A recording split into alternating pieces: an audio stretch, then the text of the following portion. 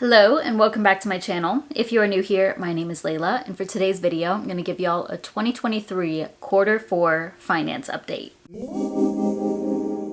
If you've been watching me for some time, you know that these videos, these quarterly updates, are some of my favorite to prepare for. I write everything down in my notebook, and also some of my favorite to film, just because looking at a quarter is so much more exciting than looking at a week or at a month. So what I do for these videos is add up all my numbers for, in the past, I was always tracking how much debt I paid down, how much I invested, how much my investments grew, how much I saved, the goals that I set for the quarter, and then the goals that I'm setting for the following quarters. So these numbers are always really exciting to look at, and in these videos, I always like to encourage y'all to do this for yourself.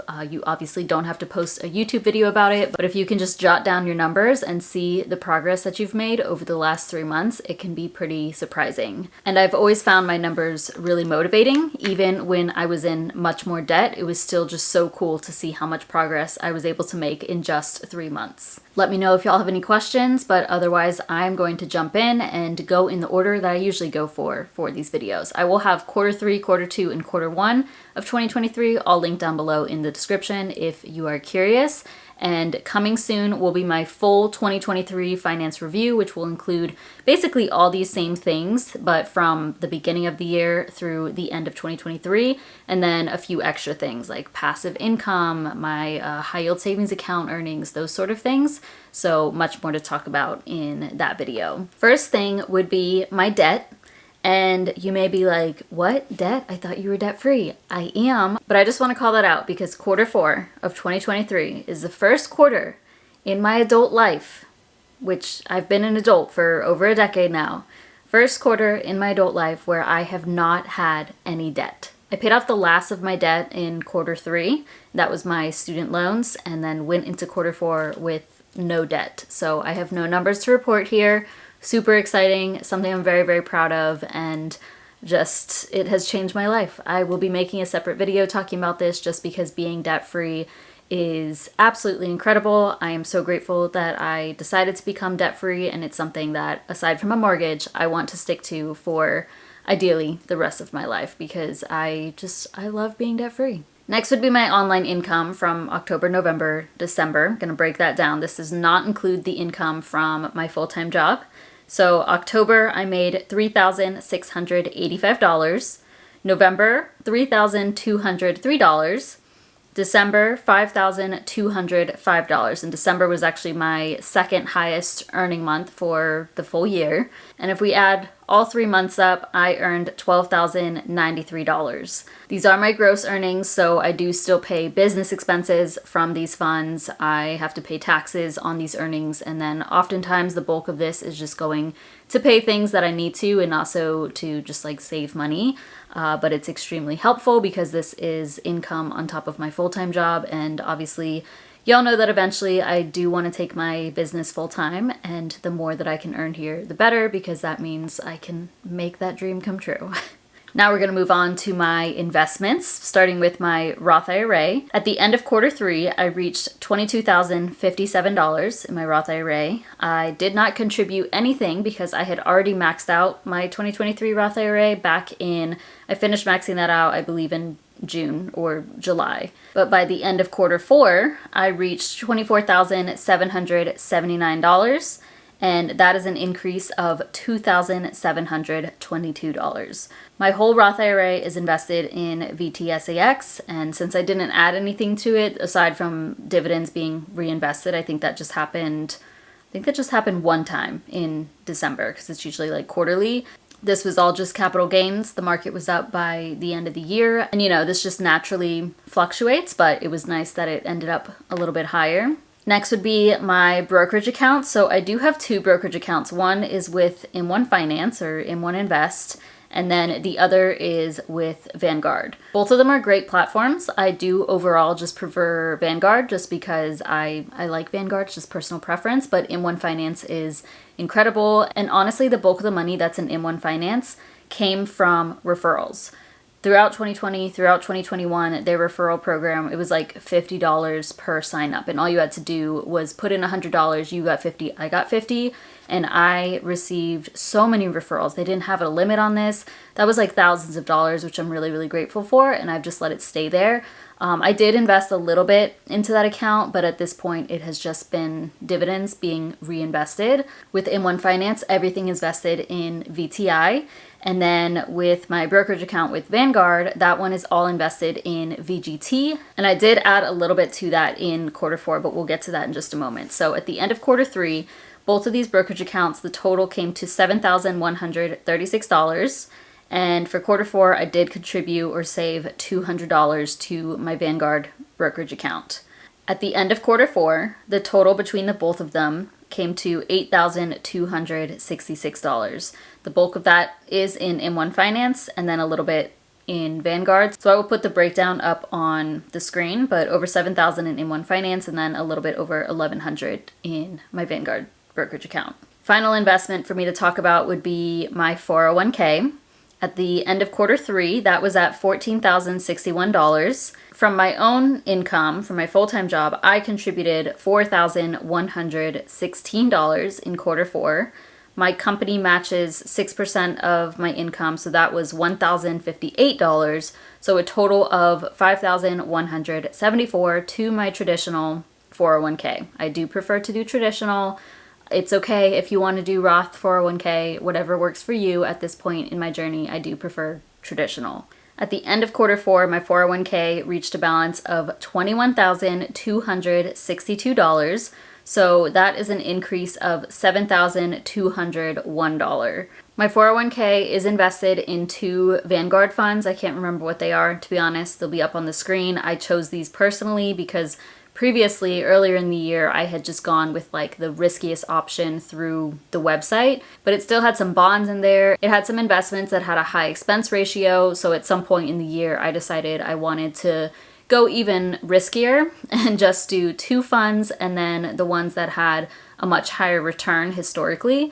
And these were the 2 that I chose and feel comfortable with. So far, I've been very happy with that decision, and I am also just very grateful that there's Vanguard funds available to me through my 401k because I know not everybody has that. So hopefully this goes without saying, but with all of these investments that I'm sharing, it is not investment advice. These are just things that I do. It is things that I have done research on, so what I'm invested in, I'm not telling you to invest in that. It's just I'm sharing what I'm invested in and how much it has grown. Next up would be my savings. These are all like cash savings, but they're all in my high yield savings account, earning interest every single month. At the end of Q3, I had $24,891, and this was across my multiple sinking funds. At this point, I have like 11 sinking funds, 12 sinking funds. I don't know. At this point, I would have to go and count.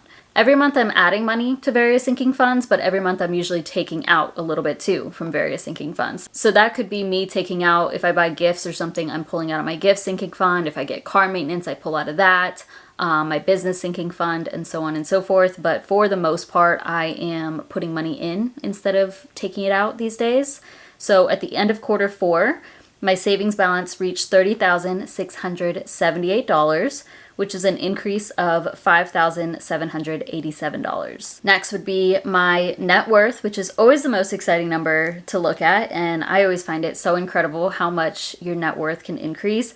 I don't feel like I have that much money invested or that much money saved compared to other people my age, or obviously older people, just anybody. Like if you look at what I have, it's not that much, but it's incredible with just this amount of money how much my money is working for me, especially now that I don't have debt. So at the end of Q3, my net worth was $69,706. And at the end of Q4, I reached $83,853. Not the $100,000 that I wanted to reach, but that's okay. We'll talk about that in just a bit. However, this was an increase. In just 3 months, this was an increase of $14,147. It's a lot of money. I am very excited to see what Q1 of 2024 has to offer for my net worth, because if this is what Q4 looked like last year, then I think things might be even better for this quarter and hopefully moving forward, but we shall see. And then finally, let's go over the goals that I set for Q4. The first one was to make $10,000 or more from my online income. I did achieve that, so I made over $12,000, which is incredible. Goal number 2 was to put $7,000 to my Roth IRA sinking fund. So I just wanted to set aside $7,000 cash in my high yield savings account so that come 2024, I could max out my Roth IRA and not have to worry about it. And I did save that. I saved the 7K. I think I finished that by November, maybe it was December. I'm not sure, but I did finish it in Q4. And then just the other day, I did use that $7,000 to completely max out my 2024 Roth IRA. First time I've ever done that. Super proud of that one. And hopefully for 2024, I can do that too. Like, since I've already finished it this year, maybe I can start saving for 2025 at some point, but not huge top priority for me at this point. Goal number 3 was to put at least $2,000 to my sabbatical sinking fund. Now, more recently, I've decided not to have just this sabbatical sinking fund. I wanted to spread it out between various sinking funds when I actually do take my business full time, or my sabbatical entrepreneurial sabbatical trial, whatever you want to call it. If you have no clue what I'm talking about, I will link my first sabbatical video in the description box. I also give monthly updates for these, like prepping for my sabbatical. But I did achieve this goal, and I actually saved over $2,700 to the sinking fund, and now I put that to the sinking fund goals that I have for 2024. And then the final goal that I set for Q4 was to reach a net worth of $85,000 or higher. I did not achieve this goal. As I said, I hit almost 84,000, 83,853. My big net worth goal for 2023 was to get over $100,000, but going into Q4, I knew that wasn't going to happen. So that's why I went down to 85K. I really thought I would hit 85K, but even seeing that my net worth increased by so much, I am surprised to have thought that, like I would have had to have like a $17,000 increase, which I think I have done before in a quarter, but it's not something I stress about. When I set net worth goals, it's nothing like that serious, just because you don't always have too much control over it. It depends on the market, it depends on a lot of things, so just something I like to strive for, but I'm not super set on. And now thinking of Q1 of 2024, I do have a few goals. First up would be to make at least $12,000 from my online income. So I did do that in Q4, and hopefully I can continue that into Q1. Ideally, it would look more like $15,000 in the quarter, but I don't know. It's just tough to predict what I'm going to be making from my business. I do know that Q1 is usually pretty strong for me. So 12,000 is kind of a high number. I don't think I hit 12,000 last year, like Q1 of 2023. So I feel like this is still kind of pushing me, but reasonable, Goal number 2, I would like to put at least $8,000 to my savings goals. So like my beauty sinking fund, my business sinking fund, travel. Maybe if I get to my emergency fund, that would be great. But yeah, just overall adding $8,000 to my various sinking fund goals would be amazing. And then goal number 3 is finally I would like to reach a net worth of $100,000. So getting over that 100K mark.